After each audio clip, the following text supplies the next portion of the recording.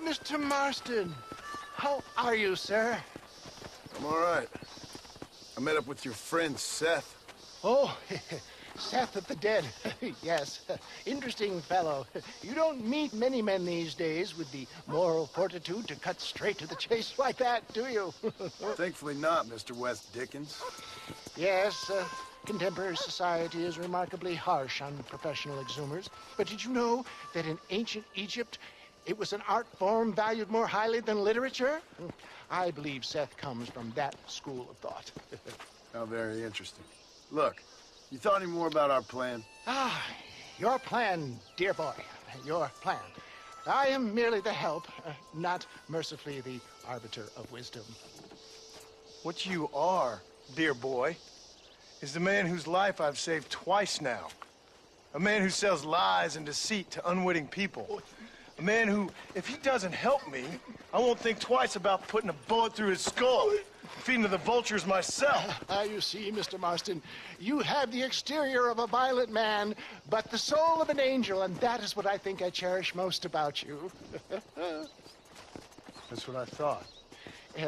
But before we can attend to your particular problems, we need some extra lubricant to oil the machinery of business. And this being America, that lubricant with which we concern ourselves is money. Money? What are you talking about? Oh, we need weapons. Armor plate for the wagon, extra hands, and I need some danger money. So, let's sell some more of these cures. Sell cures? Around here? Do you want to see me lynched? Oh, no. The sport of kings. Racing, my friend. The sport of kings. A noble activity without reproach. Exactly the kind of activity where a lying, cheating degenerate like myself can prosper. But come, let's finish the loading and we'll discuss it as we drive.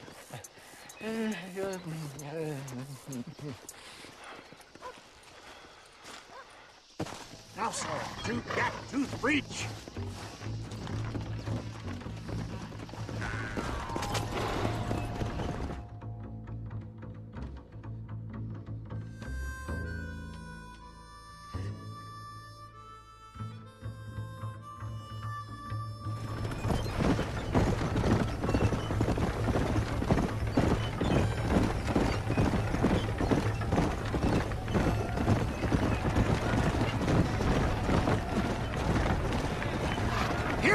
John, gap-tooth breach. Whoa!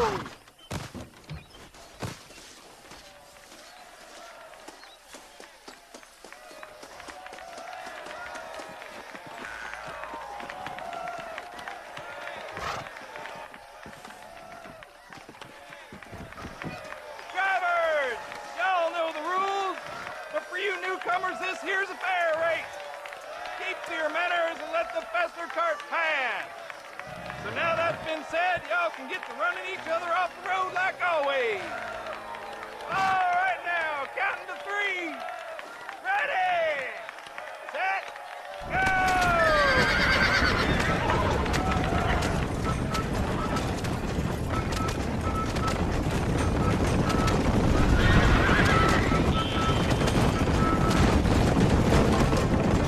Back there!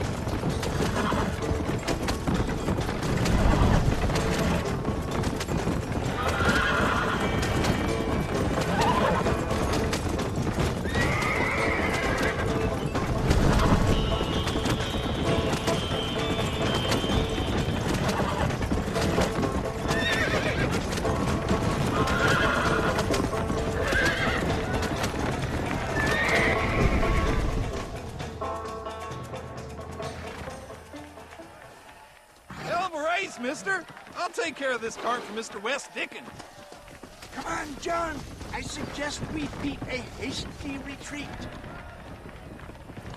Right, best remove ourselves from the stage before somebody decides they want their money back. Fine by me. Wasn't that fantastic? The cheers of the crowd, the thunder of the wheels.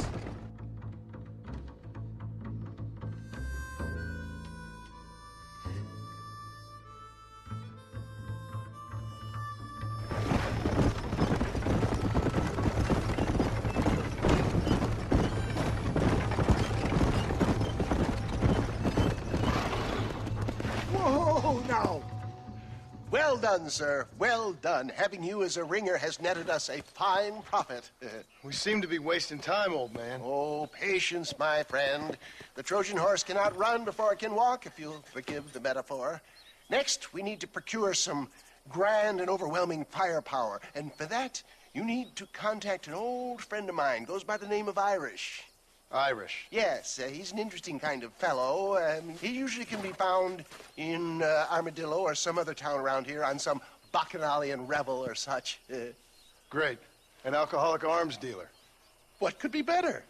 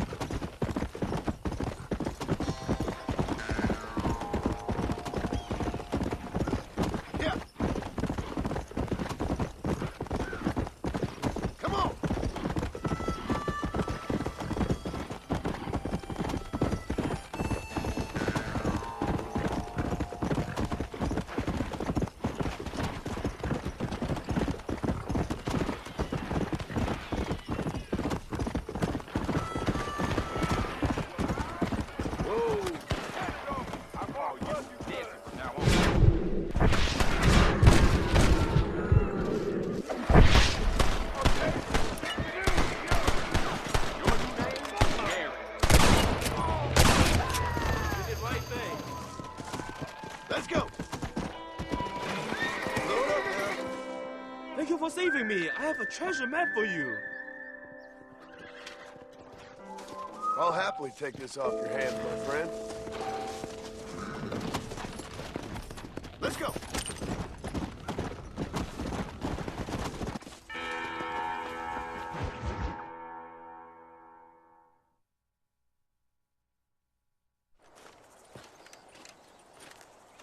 Excuse me, Mr. Marston. Have you seen my father anywhere? No. He went out this morning to ride the land and was supposed to be back hours ago. I don't know. The ranch hands have been out looking, but so far they found nothing. Well, come on, let's go look for him. Let's head out. He couldn't have gotten far.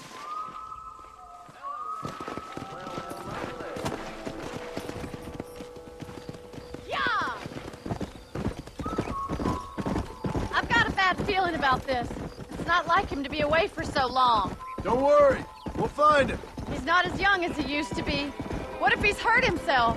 Your father can still handle himself just fine, Miss McFarland. He's built like an oak. You're probably right, but I can't help worrying. He's all I've got. Don't you have any brothers or sisters, Miss McFarland? I had 6 brothers, but 5 of them died, either from sickness or foolish choices. And the other one? He left for the East and never came back. Must be getting on for 10 years ago now. He's a high and mighty banker in New York, according to his last letter. He should be here, helping you and your pa. I don't want his help. He can live his life any way he wants. But when I see those city fellers coming in on the railway, all dressed up like a sore toe, I fear a little for his soul. He switched his saddle for a tie, and that's fine. I just never met a man in a tie I could trust. Look, I think I see someone. Come on, boy. Giddy up. Come on, let's hurry. Daddy, what happened? Nothing nice. Rustlers, I guess. Maybe the Baller twins, that bunch. And you head back to the ranch right now and fetch the wagon. Yes, sir. Marston, you watch after her. I'll do that, sir. Yeah! Come! Watch out! What could have happened to those poor men? And their horses were dead, too. I think we should get back there as soon as we can. Who could have done something like that? Your boss seemed to have an idea who it was. Let's just do what he says and get the wagon. Those damn rustlers! I've got a good mind to head over to Pike's Basin myself. I don't think that's a good idea. And you're no better. How many men have you killed? Do you really want to know? It's disgusting. You never met the men I killed. I heard the way you talk about that gang you were in. Like there was some twisted morality to what you did. We all have a code. Only some of us don't The realize outlaw with the code? How wonderfully romantic. The reluctant murderer, the noble criminal. There's nothing more depressing than a man who's found a way to think the bad. Look, Mr. Marston, the barn is on fire. Yeah.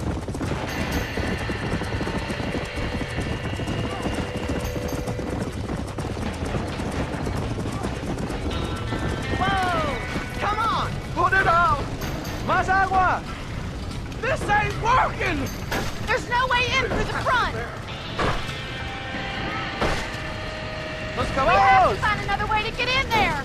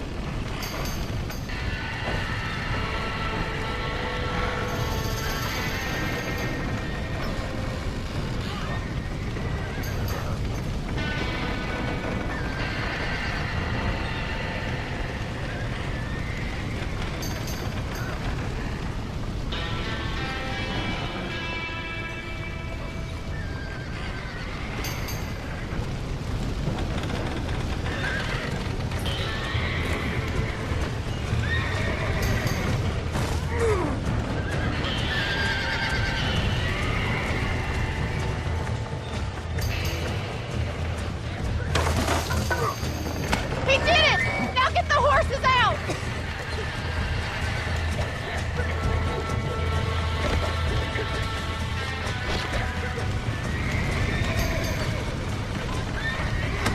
Matt, get it moving!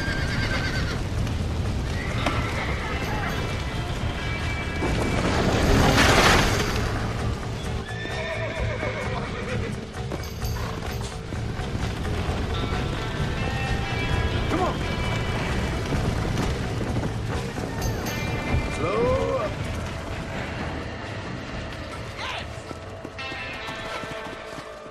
Come on.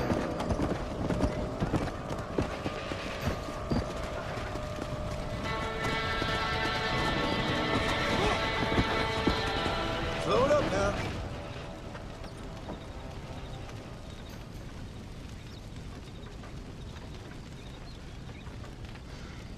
You sure know how to handle yourself. Thanks, Marston. Yes, John, thanks. You saved the ranch. If you'll excuse me, I've got chores to attend to. Hey, hold on a second over there. Sincerely, John. Thank you. Well, did all I could, Miss McFarland. Sorry about all the damage. That gang seems to really want you out of here.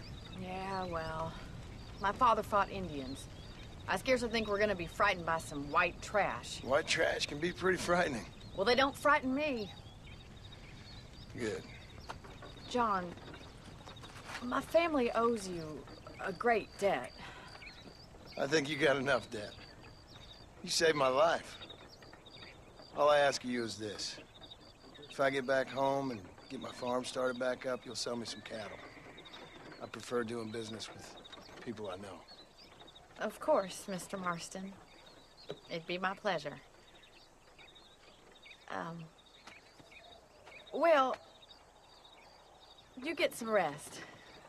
I've got to go see how my father's bearing up.